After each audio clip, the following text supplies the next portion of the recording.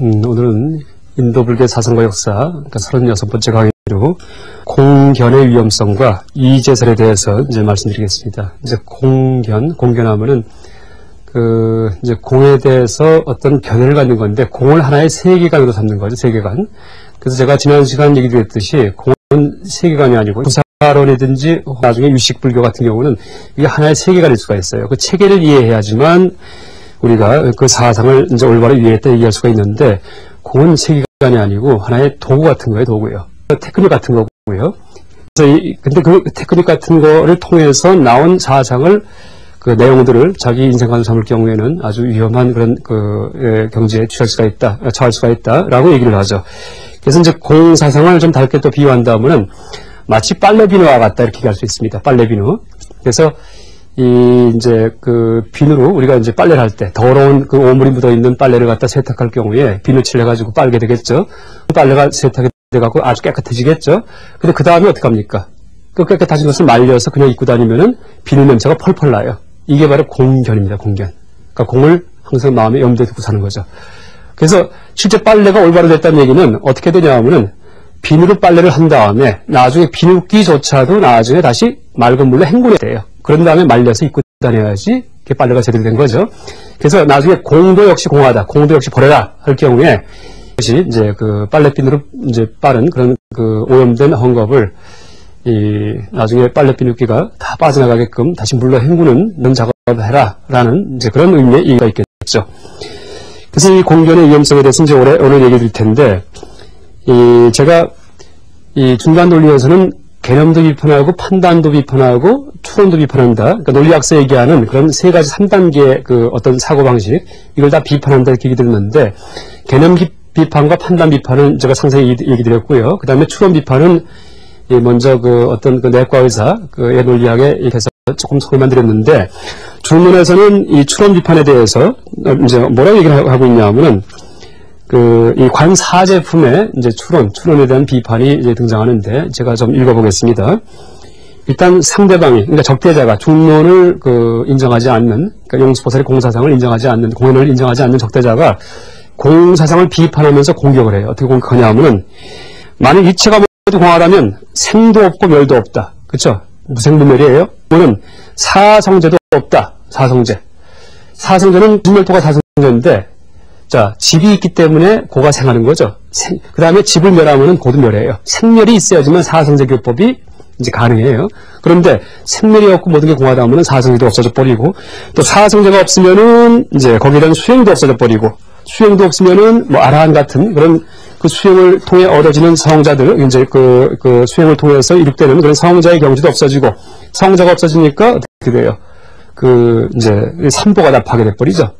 부처도 파괴되고 부처님도 없은 삼보가 다 파괴된다. 그래서 공사상은 불교를 방하는 사상이다. 이렇게 공격합니다.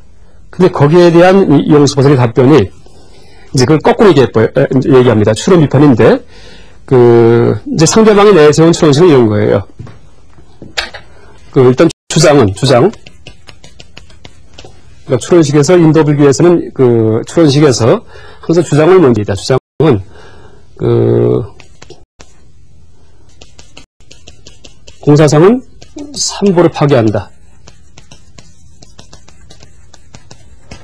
혹은 그 다음에 이유 근거를 들죠. 왜냐하면 모든 게 공하기에 이렇게 얘기를 해요. 여기에 대해서 용수보살의 답은 이제 뭐냐 하면은 불공, 공하지 않다는 거. 불공은 삼보를 파괴한다. 모든 것이 공하지 않기에, 이렇게 얘기합니다. 공하기에, 공하지 않기에. 그 다음에 불공사상, 반대로 얘기하죠. 그래서 상대가 어떤 주장을 내세우면 반대 결론의 주장을 제시함으로써 상대 주장을 비판해버리죠. 이게 추론 비판하는 방식입니다. 그래서 무슨 의미냐 하면은, 그러니까 전체 의미는, 그러니까 모든 게 공하다 하면은 뭐 생도 없고 멸도 없어 사성제가 성립하지 않고, 사성제가 없으면은 사향사과, 아라한도 없어지고, 그럼 삼보도 다 없어진다. 이렇게 얘기를 하니까, 모든 게 공하지 않다면, 다 실체가 있다면은 사성제가 성립하지 않는다. 이렇게 하는 거예요. 왜냐하면은 고진멸도가 바로 사성제의 어떤 그 가르침인데, 고진멸도. 고진멸도가 다 시차가 있다면 고는 절대 끊을 수가 없어야 되겠죠. 고가 멸할 수가 없으니까. 그러니까 고통받는 중생은 항상 고통받는 중생이어야지 돼. 부처가 될 수가 없어요. 번뇌는 절대 끊을 수가 없어요. 다 시차가 있으니까. 공하지 않기 때문에. 그렇게 얘기하는 거예요. 공하다면 이제 이 사성제가 부정된 자라고 얘기를 하니까, 공하지 않다면, 반대로 공하지 않다면 거꾸로 사성제가 부정되지 않냐, 이렇게 얘기하는 거죠. 이제 이렇게 반대 결론이 나오는 그런 동등한 타당성을 갖는 추론식을 제시함으로써 상대의 추리를 비판하는 것이 추론 비판 방식이죠.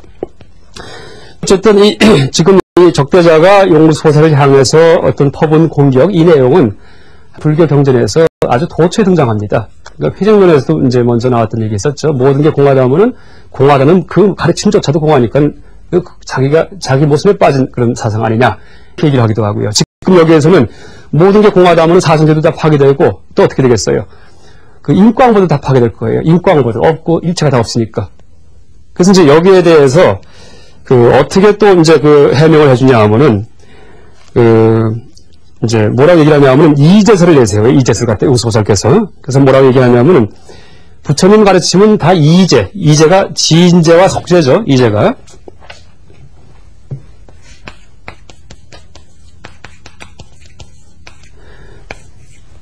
인제와 지인제. 그 다음에 이제 속제. 지인제는 승의제라고 얘기를 하기도 하고, 혹은 이것은 제1의제 이렇게 얘기를 합니다. 그러니까 범어로 다 파라마르타 사티아라는 그런 말의 번역어죠. 다 같은 의미입니다. 이것은 속제는 삼브리티 사티아, 삼브리티는 덮여있다는 얘기죠. 덮여있다, 문명에 덮여있다. 이것은 세속제. 그래서 부처님 가르침은 그 세속제, 일반 상식, 일반 사람들의 분별에 입각한 가르침이 있고, 그를 깨버리는 가르침이 있다 이렇게 얘기를 하는 겁니다. 분별을 깨버리는 가르침이 바로 공사성 같은 거고요. 분별이 입각한 가르침이 뭐냐면은 이제 기호를 지켜라. 그 다음에 삼보가 있다. 그 다음에 부처와 중생은 다르다. 이제 중생은 성불하게 노력하라든지 이런 것들이 다 분별이 입각한 속죄적인 가르침이다라고 얘기할 수 있죠. 그래서 이 뭐를 해체시키는 가르침은 지인제고, 그 다음에 분별이 입각한 가르침은 속죄이기 때문에 이 둘을 구분할 줄 알아야지만 이 공사상을 올바로 알았다라고 이제 이 용수보살께서 얘기를 하는 거죠. 그래서 이제 지인제만 알고, 이제 이것은 나중에 후대의 길장 스님이든지 중국 삼론종에 이분들이 하는 말씀인데, 지인제만 알고 속제를 모를 경우, 또 속제만 알고 진제를 모를 경우, 이 두 가지가 다 무문제가 된다. 그러니까 이제를 둘 다 균등하게 알아야지만, 이래야지만 그 공을 올바로 알았다라고 이제 얘기할 수 있다라고 말을 합니다. 왜냐하면은 진제만 알 경우에, 해체시키는 것만 알 경우에는 이때는 바로 이게 공견이에요, 공견. 다른 말로 악취공에 빠진다. 악취공은 나쁘게 공을 취했다. 취는 이게 파악하다. 그러니까 두습을 있다, 소리났다. 그러니까 공을 나쁘게 파악한, 그러니까 올바르지 못하게 파악한 그런 상태에 빠져버리는 거죠. 진제만 알 경우에는. 공만 터득하려는 거죠.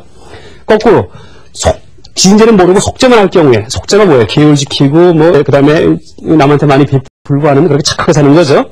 이제 부처님의 가르침 중에, 이 제이기 때문에 속제도 다 진리입니다, 진리. 속제만 할 경우에는 절대 해탈 열반하지 못한다, 이렇게 얘기해요. 아무리 계율 지키고, 아무리 남한테 많이 베풀어봤자, 윤회 세계에서 하늘나라에 태어날 뿐이지, 절대 하늘나라, 인간계, 지옥 다 떠나버리는 그런 해탈의 경지까지 가지 못한다, 이렇게 얘기하죠. 그래서 지인제와 속제가 균등하게 이루어져야지만 진정한 이제 해탈이 이루어진다라고 얘기를 하죠. 그래서 이게 나중에 이제 제가 육바라밀 설명할 때 얘기를 했지만은, 육바라밀에서 예를 들어서 보시바라밀이라고 할 경우에, 이게 보살의 행동 양식인데, 보살의 실천 방식인데, 이때 바라밀이 바로 진제입니다. 진제. 그리고 보시, 베푸는 것이 바로 속제죠. 속제. 그렇죠? 그래서 이 보살은 진속이 균등하게 사용하는 것이 보살이다, 이렇게 얘기하죠. 진속이 균등하게. 진제만 있어도 안 되고, 진제에 대한 조망만 있어도 안 되고, 속제적인 실천만 있어도 안 돼요. 진제적인 조망하에 속제의 실천이 겸비가 되어 있어야지만 보살이다. 둘 다 아주 균등하게. 진속 균등해야지 올바른 삶의 방식이다. 이렇게 얘기를 하죠. 그래서 무주상 보시할 경우는 무주상은 진제고, 보시, 베푸는 것은 속제예요. 항상 이 두 가지가 균등해야지, 그렇지 않으면은, 이제 아까 말씀드렸듯이 악취공에 빠지든지, 그러니까 공사상을 공부한다고 해서 다 좋은 게 아니에요. 잘못 공부할 경우에는 자기 몸을 망치고 마음을 신다 이렇게 얘기를 하죠. 왜? 세속 윤리 도덕 없이 그냥 공만 염두에 둘 경우에 이때는 이제 오히려 사실 가치 판단이 상실돼 갖고 나중에 행동 규범도 다 상실돼 버리는 이제 그런 경지에 빠져버린다라고 얘기를 하죠. 그래서 이 공사상을 파악할 때 중요한 것이 두 가지가 있는데 하나가 공이 무엇인지 아는 거. 제가 지난 시간까지 쭉 설명했던 거고요. 또 하나가 이제설에 대한 정확한 조망을 갖는 거. 이렇게 얘기합니다. 그래서 우리가 공만 알아도 공을 옳게 알았다 얘기를 못합니다. 이제 공사상은 진제 차원이고 속죄가 있다. 라는 것. 분별에 입각한 그런 어떤 행동 규범이 있다는 것에 대해서 명확히 파악하고 있어야지 공을 올바로 알았다라고 얘기할 수 있습니다. 그래서 이 공사상의 위험성을 이 용수보살께서 어떻게 경고하냐 하면은 이 중론의 제13품, 총 27품으로 되어 있다는 얘기 드렸죠. 그 중에 13번째 챕터에서 뭐라고 말씀하시냐 하면은 위대한 성인께서는, 그러니까 부처님께서는 갖가지 견해에서 벗어나게 하시려고 공의 진리를 말씀하셨다. 그러니까 온갖 잘못된 세계관, 온갖 잘못된 종교관, 온갖 잘못된 인생관에서 벗어나게 하시려고 그걸 다 해체시켜 주려고, 그죠? 제각각의 인생관을 갖고 있죠. 사람마다 제각각의 세계관을 갖고 있죠. 제각각의 종교관을 갖고 있으니까 서로 다툼을 하죠. 거기에서 벗어나게 하시려고 공을 얘기해 준 거예요. 그런 생각에 의해서 구성된 체계는 망고불변의 진리가 아니라는 얘기예요. 이제 공사상의 취지죠. 그랬는데 그러나 만일 공이 있다는 견해를 다시 갖는다면, 공견을 갖는다면, 공을 다시 세계관으로 삼는다면, 공을 다시 인생관으로 삼는다면 그런 사람은 어떤 부처님도 교화하지 못하신다. 구제불리라는 얘기예요. 그러니까 오히려 불교를 열심히 공부했는데 기본적인 심성의 정화 없이 관념적으로 공파했을 경우에는 그건 어떻게 돼요? 탐심과 진심이 있는 상태에서 생각만 해체가 되니까 이것도 없고 저것도 없다. 그렇죠? 불도 없고 연기도 없다. 눈도 없고 코도 없다. 이렇게 되니까 어떻게 돼요? 그 탐심과 진심, 교만심이 무차별하게 분출될 수가 있다는 얘기예요. 이것을 막행막식 이렇게 얘기하죠. 막행막식. 그래서 이제 오히려 이 불교를 공부하다가 이제 공에 대해서 잘못 공부할 경우에는 이렇게 자기의 몸과 마음이 이 잘못된 그런 길로 인도될 수가 있다라고 얘기할 수 있습니다.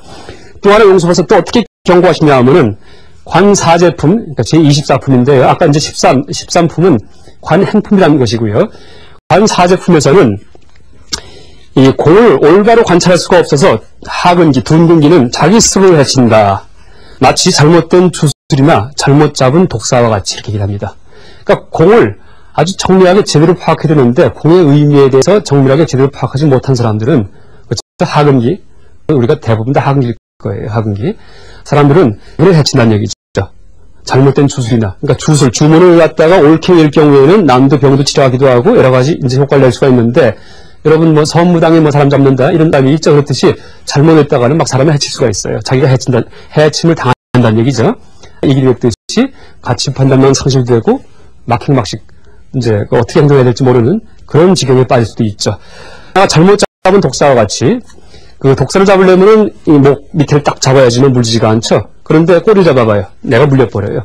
그렇듯이 공에 대해서 잘못 이해했을 경우에, 그죠? 공견을 가질 경우에, 공을 갖다가 자기 인생관 아무것도 없다, 선도 악도 없다, 이걸 실제 행동 규범에 옮길 경우에, 이럴 경우에 이때는 이제 이 독사에 물리듯이 이 공이 사람을 오히려 해칠 수가 있다 이렇게 얘기를 하죠. 그래서 이런 용수보살의 가르침은 용수보살만의 주장이 아니고 이제 이 경전 중에 가섭소문경이라는 경전이 있습니다.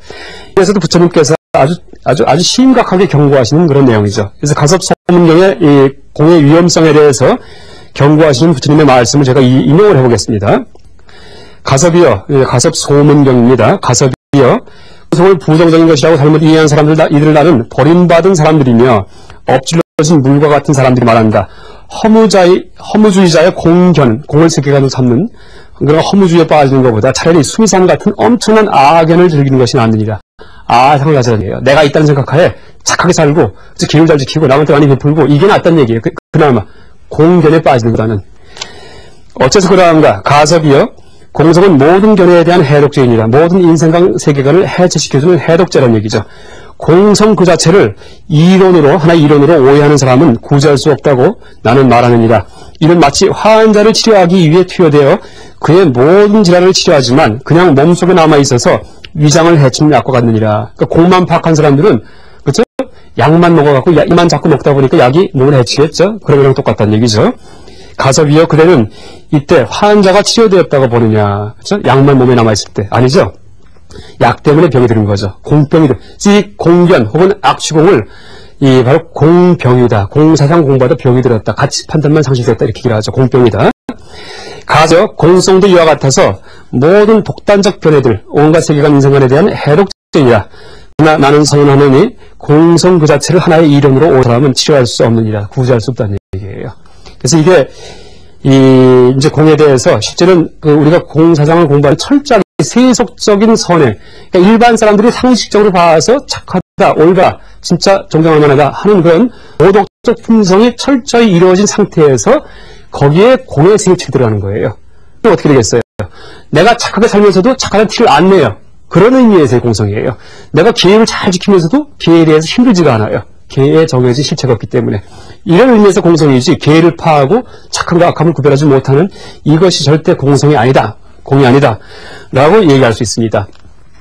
그래서 이 공에 대한 이제 우리가 이해 방식을 제가 조금 좀 정리하면은 네 가지로 정리할 수가 있는데요. 이것을 제가 대지도론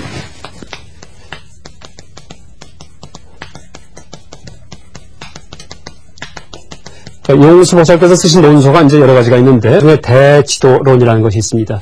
지자는 지혜할 때 지자죠. 이게 바로 지혜가 반야죠, 반야.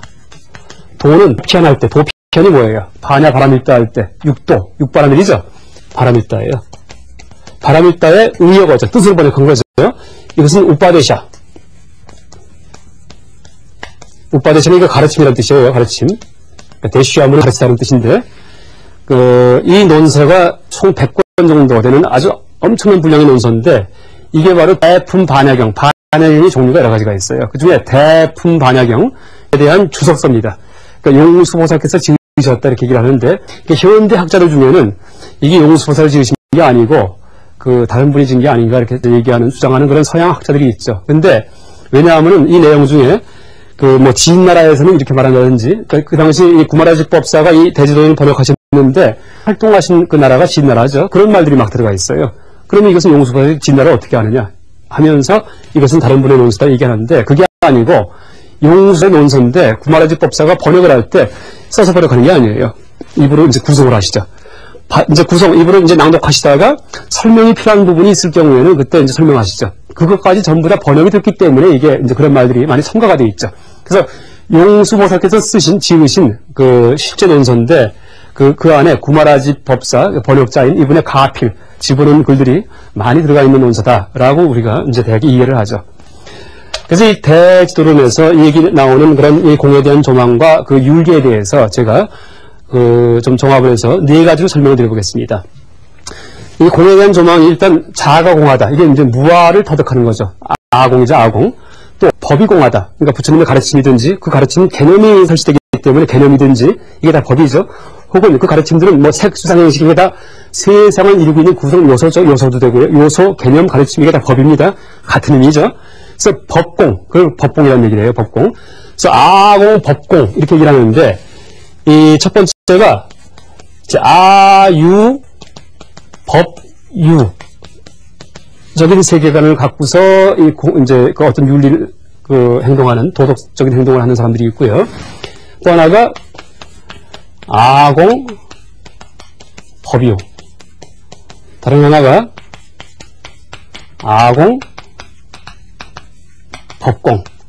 다른 하나가 아유, 법공. 그러니까 아공법공을 아유법유를 갖다가 네 가지를 그냥 한번 제가 이제 배분해 본 거예요. 근데 이 가르침, 이런 식의 생활 방식에 대한 어떤 조망이 이 대지도론에 흩어져서 다 등장합니다. 일단 아유법유는 뭡니까? 아유법유. 내가 세상을 살 때 내가 있다는 생각이에요. 내가 있다. 철저한 개인적인 자아관이 있어요. 그 다음에 법유는 내가 하는 행동, 배품도 있고 계율 지킨 것도 있다는 얘기예요.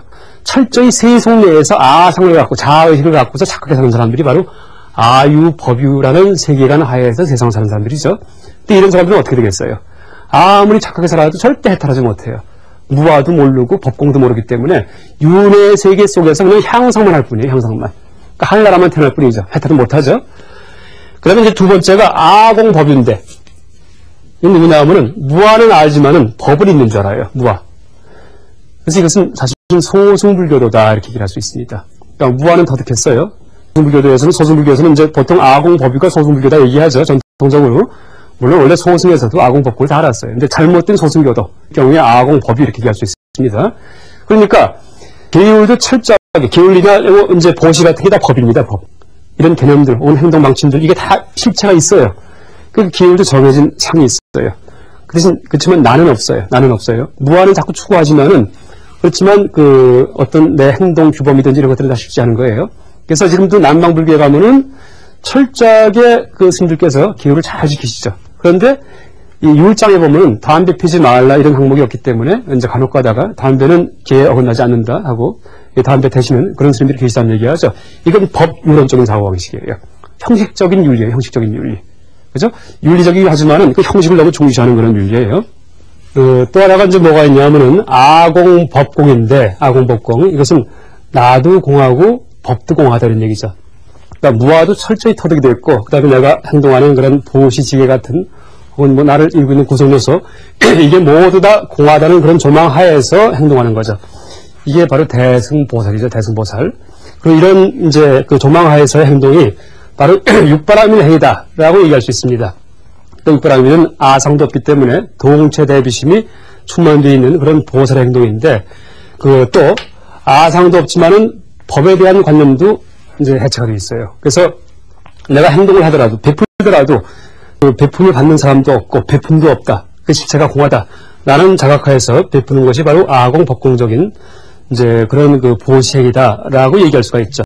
그럼 마지막에 이제 이게 문제가 되는데 아유법공을 또 하나 적정할 수가 있어요. 그래서 아유법공, 법공 모든 관념과 개념과 이런 가르침에 대한 그 집착은 다 해체가 됐어요. 그랬는데 정서적인 훈련이 안 되어 있기 때문에 아상은 그냥 남아 있어요. 그러니까 아상이 있으면 무슨 일이 벌어집니까? 탐욕도 부리고 그 다음에 남을 이제 그 해치기도 하고 화를 낼 수도 있고 또 하나가 교만하기도 해요. 잘난 척할 수도 있죠. 그러니까 이런 상태에서 관념만 깨졌으니까 어떻게 돼요? 사실 여기에 나오는 증상이 그 사실 막행막식이다라고 얘기할 수 있죠. 그래서 불교인임에도 불구하고 그 관념 속에서 다 깨졌으니까 말로는 부처님 가르침을 공에 대해서는 이것저것 막 얘기할 수가 있어요. 그랬는데 그 행은 사실 귀감이 되지 못할 만한 그런 행동을 하는 분들이 바로 아유법공적인 그런 이제 그 잘못된 그 불교이다라고 얘기할 수가 있죠. 그래서 아까 제가 그 용수보살의 중론에서도 이 공사상의 위험성에 대해서 이 독사를 잘못 잡는 경우, 주문을 잘못 외는 경우 비유해서 그 설명했다는 그런 그 말씀을 드렸듯이 이 공사상이 참 훌륭한 사상이고 불교의 부처님 깨달음의 근본에 가까운 그런 사상이라고 얘기할 수가 있음에도 불구하고 우리가 이것을 공부하기 위해서는 그 사전 단계에서 아주 수많은 이제 그 심성훈련이 그 선행되어야 된다라고 이제 얘기할 수 있습니다. 그래서 이렇게 그 이제설 아까 이제 말씀드린 이제설에 의해서 우리가 불교를 파악할 때 그 공사상을 당연히 우리가 파악해야 되지만은 그러니까 세속적인 어떤 윤리, 계율 혹은 이 보시 배품 이런 세속적인 도덕성 이것도 철저히 갖추고 있어야지만 그 진정한 보살이다라고 얘기할 수가 있죠. 그래서 이 중간사상 혹은 공사상, 반의 공사상에서는 이러한 이제설에 입각해서 부처님도 이신설을 얘기합니다. 부처님도. 무슨 얘기냐 하면은 보통 여러분들 법신, 보신, 화신이라는 말씀 들어봤을 거예요. 그러니까 부처님이 세 가지 측면이 있죠. 진리 부처님, 그 다음에 보신, 화보 부처님, 이제 그 다음에 한 분이 화신, 석가모니 부처럼 몸으로 나타난 부처님이시죠. 그런 식의 삼신설은 세 분의 부처님을 말씀하신 경우는 이거는 유식불교에 와서 이제 등장하는 거고요. 중간사상 혹은 공사상, 이 반야 공사상에서는 이신설을 얘기하죠. 한 분이 법신이고 한 분이 화신이죠. 그래서 이 법신은 지인제로서의 부처님이고 화신은 이제 뭐냐 하면 속죄로서의 부처님입니다. 그래서 우리에게 불성이 있다고 할 때, 부처님의 성품이 있다고 할 때, 그것을 성숙시켜야지, 자꾸 있게 만들어야지 우리가 나중에 이제 부처님이 되겠죠. 그럴 경우에 두 가지 측면을 다 익혀야지 된다, 이 얘기를 하죠. 그래서 하나가 우리 몸에 있는 법신, 진리 부처님도 익혀야지 되고, 진리 부처님도 성숙시켜야지 되고, 또 우리 몸은 이 화신도 익혀야지 되죠. 그래서 법신을 성숙시키는 방법은 공에 대한 조망을 철저하게 하는 거예요. 상구불이 하는 거죠.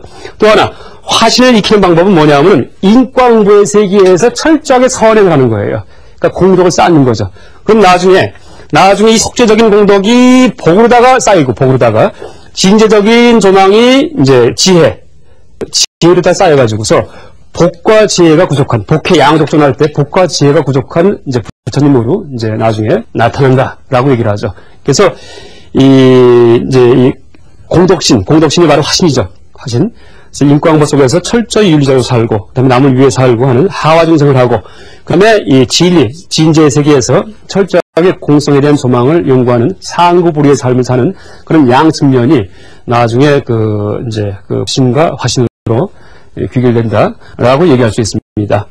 오늘까지 제가 이 공사상을 논리적으로 설명하는 그런 중간 사상에 대해서 얘기드렸고요. 그러니까 다음 시간부터는 중간 이후에 발생하는 그런 유식불교, 유식사상에 대해서 설명드리겠습니다. 감사합니다.